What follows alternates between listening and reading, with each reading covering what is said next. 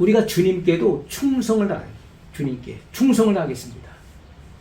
이 고백이 있어야 됩니다. 예수님께 충성을 하겠습니다. 이 한 목숨 기꺼이 바치겠습니다. 이런 자세가 있어야 되는 것이죠. 자, 예수님께서는 아버지의 뜻을 이루기 위해서 죽도록 충성하신 거예요. 십자가에 죽기까지 복종하셨어요. 우리는 예수님께서 공생애를 통해서 보여주셨던 것처럼 예수님이 사셨던 그 삶의 방식대로 살면 되는 거예요. 우리는 사복음서를 들여다보면서 예수님께서 어떻게 사셨나, 예수님께서 어떠한 길을 걸어가셨는지, 어떠한 마음 자세를 갖고 계셨으며, 예수님께서 어떻게 행동하셨는지를 봐야 돼. 예수님께서 어떤 말씀을 하셨는지를 봐야 된다는 거예요. 그대로 하면 되는 것입니다. 예수님께 다 보여주신 거예요. 그 보여주신 방식대로 사는 것이 바로 제자의 삶인 것이고 그리스도인의 삶을 정확하게 살아가는 거예요. 그래서 그리스도 예수의 마음은 우리의 삶의 방식이 됩니다. 내 삶의 방식. 그것이 나의 마음이 되어야 되는 것이고 나의 기질이 되어야 된다는 거예요. 우리는 주님과 같이 되기를 갈망해야 돼요. 어떤 사람들은 야, 사람이 어떻게 예수님처럼 되느냐, 내 주제를 알아라. 네가 어떻게 너 같은 사람이 어떻게 하나님처럼 되느냐, 주님처럼 되느냐. 그렇지 않습니다. 예수님께서는 우리가 주와 같이 되기를 원하시는 거예요. 주님과 같이 살기를 원하시는 거예요. 그런데 사람들은 예수님과 같이 되는 것에 대해서는 무관심해요. 하나님의 뜻을 성취하는 것 무관심합니다. 관심이 없는 거예요. 하나님의 뜻에 대해서, 하나님의 뜻을 알고 성경에서 찾고 그 뜻대로 그 뜻을 이루기 위해서 기도하는 사람 몇이나 되겠습니까? 하나님의 뜻이라고 하는 분명한 목적이 있음에도 불구하고 그것을 무시하며 살아가잖아요. 그런 것을 생각지 않고 살아가잖아요. 뿐만 아니라 의를 위하여 핍박을 받는 것, 주님을 위해서 희생하는 삶, 주님을 위해서 우리가 겸손하게 낮아지는 삶 원하지 않는 것입니다. 왜 내가 낮아져야 돼? 난 대접받고 싶고, 나는 칭찬받고 싶고, 영광받고 싶고, 명예를 받고 싶고, 많은 사람들에게 내가 으뜸이 되고 싶은데 내가 왜 그래야 돼? 왜 내가 희생해야 되고 남을 섬겨야 되고 왜 낮아져야 돼? 주님을 위해서 고난받는 것, 주님과 같이 희생하는 것, 그런 삶을 원하지 않는다는 거예요. 대다수가 그렇다는 것입니다. 많은 교회를 출석하는 사람들이 천국 가고 영생 얻기를 원하지요. 하지만 예수님께서 이 땅에 계시는 동안에 사셨던 방식대로 살기는 원하지 않는 거예요. 예수님을 본받는 그런 삶에 대해서는 관심이 없는 거예요. 그들은 주님께로 가까이 가는 것을 원하지 않습니다. 주님께로 가까이 다가가는 것을 원하지 않는다는 거예요. 자, 우리가 예수님을 가까이 하는 사람들에게 주어지는 세 가지 현상이 있어요. 예수님을 가까이 하는 사람들에게 주어지는 세 가지 현상이 그 H자로 시작돼요. 영어의 알파벳 H자로 시작되는데 그 첫 번째가 humbility예요. 겸손. humility. 두 번째가 happiness. 행복이죠. 세 번째가 holiness. 거룩함. 이것이 반드시 주어집니다. humility. 겸손이. 예수님을 가까이 하는 사람은 예수님의 속성을 배우게 되어 있는 거예요. 그래서 우리가 사람을 배우면 아는 거예요. 이 사람이 교만한지 겸손한지. 하나님을 만났다 하지만은 교만한 사람은, 그 말이나 그 삶에 있어서 교만한 사람은 하나님을 만난 사람이 아니에요. 오히려 마귀를 만난 것이죠. 마귀를 경험한 것이죠. 마귀와 교제하는 자인 것이죠. 하나님을 만난 사람, 예수님을 진정으로 믿는 사람은요, 겸손해지는, 그 특성이 겸손하는 것이죠. 그래서 humbility예요. 겸손. 그리고 happiness. 행복을, 그리스도 안에서 참된 그런 만족과 행복을 누리게 되죠. 그리고 holiness. 우리가 거룩해진다는 것이죠. 근데 사람들은 이렇게 주님을 가까이 하는 삶, 그리고 이타적인 삶, 남을 위해서 희생하는 삶, 이것이 주님이 걸어가셨던 삶의 모습인데, 삶의 방식인데, 이런 것에 대해서는 관심이 없는 것입니다.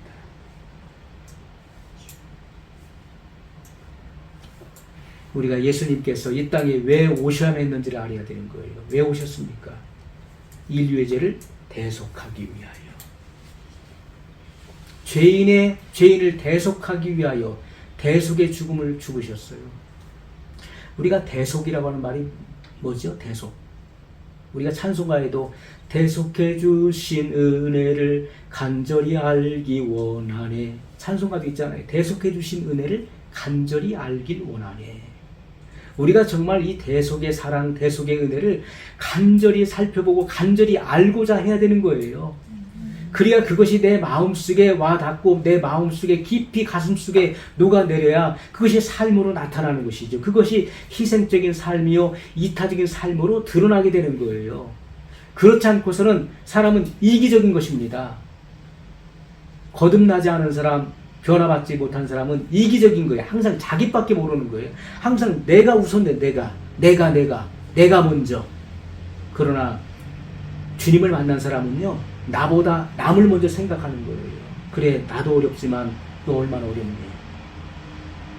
나도 힘들지만은 너는 얼마나 더 힘들니? 이타적인 거예요.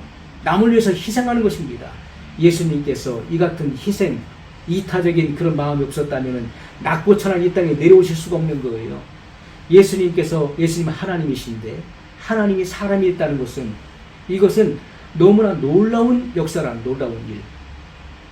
그래서 어떤 사람은 이것을 비교하기를, 비교도 될 수 없지만은 굳이 우리가 비교한다면은 이렇게 비교할 수 있다는 거예요. 비교를 한다면은 그것은 하나님이 사람이 되신 사건은 마치 사람이 저 옛날 푸세식 화장실 속에 나 뒹구는 그런 구더기가 된 것보다도 자기를 더 낮춘 사건이다라고 표현했어요. 그건 진실로 맞는 것입니다. 예를 들어 사람과 개미를 비교할 수 있나요? 사람과 개미를 비교할 수 없는 것이죠. 그 가치는, 사람과 개미의 가치는, 이것은 천지 차이인 것이죠. 하나님과 사람의 차이는 그거보다 더한 것입니다. 그런데 죄인을 구원하기 위해서 하나님이 사람의 모양으로 사람으로 오셨다는 거예요. 참 사람이 되신 것입니다. 우리가 이 대속이라고 하는 말의 사전적 의미는 남의 죄를 대신하여 받는다, 그런 뜻이잖아요. 남의 죄를 대신하여 내가 감당한다는 거예요. 죄는 우리가 지었는데, 그래서 우리가 그 죄에 대한 형벌을 받아야 되는데, 그 대가는 영원한 죽음이 영원한 죽음, 불과 유황이 타는 곳에 들어가야 되는 거예요.